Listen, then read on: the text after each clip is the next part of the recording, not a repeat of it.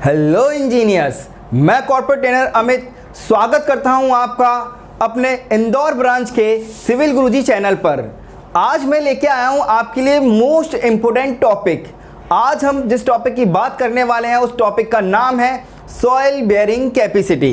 लेकिन सबसे पहले आपको इसका मतलब पता होना चाहिए कि सॉइल बेयरिंग कैपेसिटी का आखिर एक्चुअल मीन है क्या। तो मैं आपको बता दूं, सॉइल बेयरिंग कैपेसिटी का मतलब होता है कि जब भी हमें कोई नया प्रोजेक्ट मिलता है, मतलब अगर हम अपना मकान या घर बना रहे हैं तो सबसे पहले हमें सॉइल टेस्ट करना होता है। सॉइल टेस्ट करते क्यों है? क्योंकि हमें यह पता करना होता है कि जिस मिट्टी पर हमारा फाउंडेशन खड़ा होने वाला है, हमारी बिल्डिंग खड़ी होने वाली है, क्या वो मिट्टी उस बिल्डिंग के लोड को बियर कर सकती है। इसलिए हम इसे सॉइल बेयरिंग कैपेसिटी टेस्ट कहते हैं। तो चलिए दोस्तों, अब हम बात करते हैं कि आखिरकार हम सॉइल बेयरिंग कैपेसिटी कैसे निकाल सकते हैं। लेकिन उससे पहले मैं आपको बता दूं कि सॉइल बेयरिंग कैपेसिटी निकालने के कई सारे मेथड है। उसमें से मैं आज आपके लिए मोस्ट इजीएस्ट मेथड लेके आया हूं। सबसे सरल मेथड है, आप इसे साइड पर रहकर भी परफॉर्म कर सकते हैं। तो चलिए शुरू करते हैं। How to perform SBC test.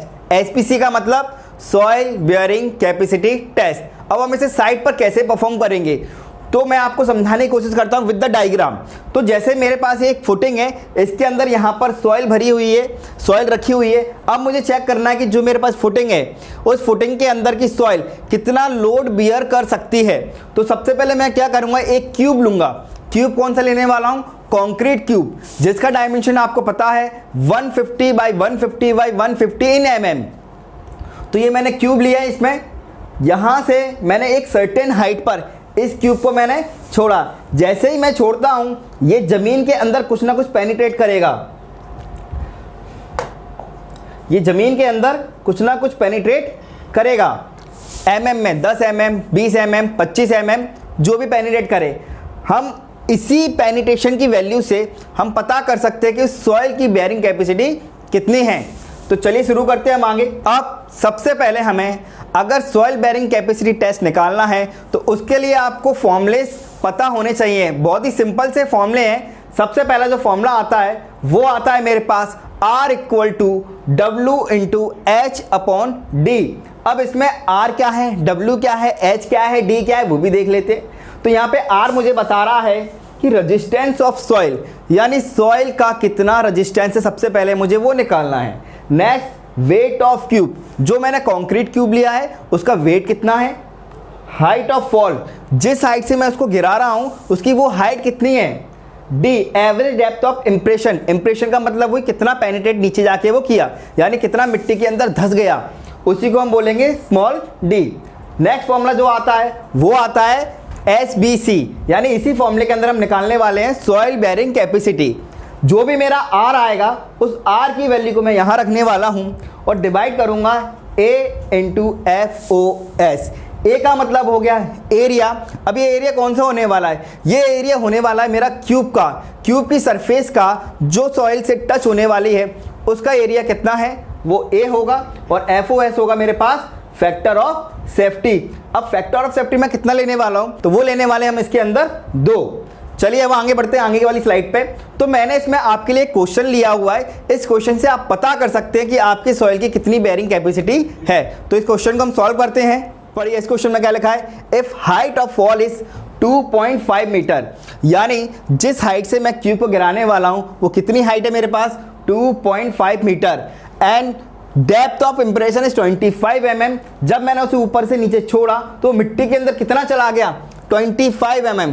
Find soil bearing capacity. तो अब मैं निकालने वाला हूं उसकी सॉइल बेयरिंग कैपेसिटी। तो मैं इसके लिए एक डायग्राम बनाता हूं जिससे आपको अच्छी तरीके से समझ में आए। तो यहां पे मैंने एक ड्रॉ किया डायग्राम। ये मेरे पास एक फुटिंग है। इस फुटिंग का ये नेचुरल ग्राउंड है NGL। यहां से मैंने इस हाइट से, ये जो हाइट है ये मान के चलिए, ये दी है मुझे, इसमें मानना नहीं है, कितनी है 2.5 मीटर। ये मैंने लिख लिया। इस क्यूब को मैंने यहाँ से छोड़ा, यहाँ से छोड़ दिया और ये जाके कहाँ आ गया, इसके अंदर आ गया। तो यहाँ पे आप देख रहे हैं तो ये कुछ ना कुछ मिट्टी के अंदर चला गया। कितना चला गया, ये ये गया है मेरे पास 25 mm, तो ये 25 mm अंदर चला गया। अब इसी डेटा से मुझे पता करना है कि मेरी सॉइल की बैरिंग कैपेसिटी कितनी है। तो जैसा कि मैंने आपको दो फॉर्मूलेस बताए थे, सबसे पहले हम पहले फॉर्मूले का यूज करेंगे एंड देन सेकंड फॉर्मूले का। तो पहला फॉर्मूला मेरे पास क्या था, अब मैं इसको हटा देता हूं। हाँ, तो पहला फॉर्मूला था मेरे पास R इक्वल टू, इसको नेक्स्ट पेज पे लिखते हैं अपन। यहाँ पे मेरे पास यहाँ पे हाइट कितनी थी, हाइट थी 2.5 मीटर और इम्प्रेशन कितना था मेरे पास,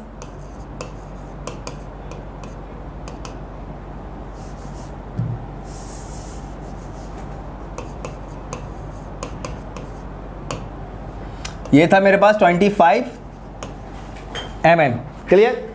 अब पहला फॉर्मूला क्या था मेरे पास, वो था मेरे पास R equal to W into H upon D। यानी अब मुझे इसमें सारी वैल्यूज रखनी है, लेकिन मेरे पास तो केवल हाइट है, H है, और इम्प्रेशन यानी कि D बोल सकते हैं इसे, यानी कि मेरे पास क्या है, स्मॉल d, बाकी W नहीं है। तो अब W कैसे निकालेंगे, तो उसको निकालने का तरीका देखते हैं। तो W हम कैसे निकालेंगे, पहले हम निकालेंगे उस क्यूब का वॉल्यूम। तो क्यूब का वॉल्यूम कैसे निकालने वाले हैं, तो क्यूब का साइज लिखेंगे। तो क्यूब का साइज क्या होता है, 0.15 इंटू 0.15 इंटू 0.15, ये क्यूब का साइज हो गया। अब इस क्यूब के साइज में मुझे मल्टीप्लाई करना पड़ेगा डेंसिटी का। तो डेंसिटी कैसे पता करेंगे, तो मैं आपको बता दूं, पीसीसी के लिए जो हम डेंसिटी लेते हैं, पीसीसी के लिए जो हम डेंसिटी लेते हैं वो लेते हैं 2400 किलोग्राम पर क्यूबिक मीटर, और आरसीसी के लिए जो हम डेंसिटी लेते हैं वो लेते हैं 2500 किलोग्राम पर क्यूबिक मीटर। ओके, तो चूंकि मेरा कंक्रीट क्यूब पीसीसी में काउंट होगा, तो यहाँ पे मल्टीप्लाई करेंगे किसका, 2400 किलोग्राम पर क्यूबिक मीटर। इसको सॉल्व करने पर क्या आने वाला है मेरे पास, इसको सॉल्व करने पर क्या आएगा, तो दोस्तों इसे सॉल्व करने पर जो आंसर आया वो आएगा 8.1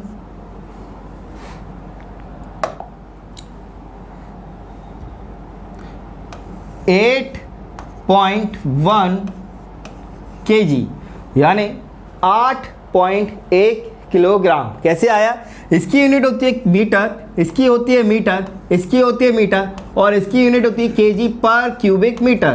क्यूबिक मीटर से ये 3 क्यूबिक मीटर कट जाएंगे और मेरे पास यूनिट जो बचने वाली है वो बचने वाली है 8.1 kg। ओके, अब इस आंसर को हम याद रख लेंगे, इसको मैं यहाँ पे शिफ्ट कर देता हूँ।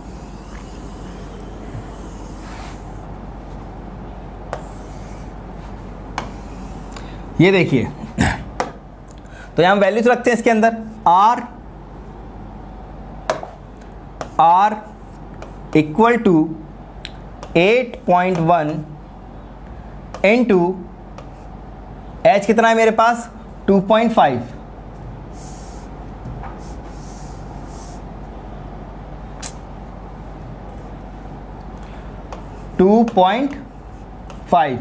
डिवाइड बाय D कितना है मेरे पास, 25 mm। अब चूंकि ये मीटर में है और ये mm में, तो इसको भी हम मीटर में चेंज कर लेंगे, तो कितना आ जाएगा, 0.025। तो अब जो इसे सॉल्व करने पर आने वाला है वो आएगा मेरा, पॉइंट से यहाँ बैलेंस कर लेते 1 2 3, यहाँ पॉइंट से ये पॉइंट चला जाएगा, इसको एक और बढ़ा लेते, इसको कट करेंगे तो कितना आएगा, 100, मल्टीप्लाई करेंगे तो कितना आ जाएगा, 8110 kg। इसकी यूनिट थी मीटर, इसकी यूनिट थी मीटर, मीटर से मीटर कट गया, ये हमारा केजी में था। तो जो R आया मेरे पास, वो R कितना आया है, 810 kg। ये मेरा हो गया रेजिस्टेंस ऑफ सॉइल। अब रेजिस्टेंस ऑफ सॉइल के बाद मुझे निकालना है SBC, सॉइल बेरिंग कैपेसिटी। तो वो हम कैसे निकालेंगे, तो देखिए उसको,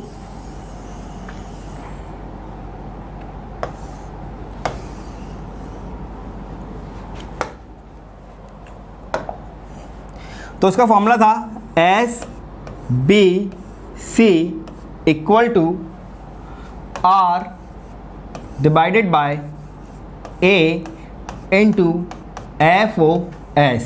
तो मेरे पास R कितना है, R है 810 डिवाइडेड बाय एरिया कितना होगा, एरिया होगा 0.15 into 0.15 into factor of safety कितना है मेरे पास 2, तो ये आ जाएगा 2।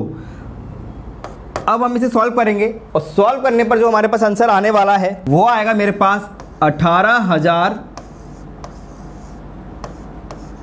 किलोग्राम पर मीटर स्क्वायर। ये भी कैसे, इसकी यूनिट थी मेरे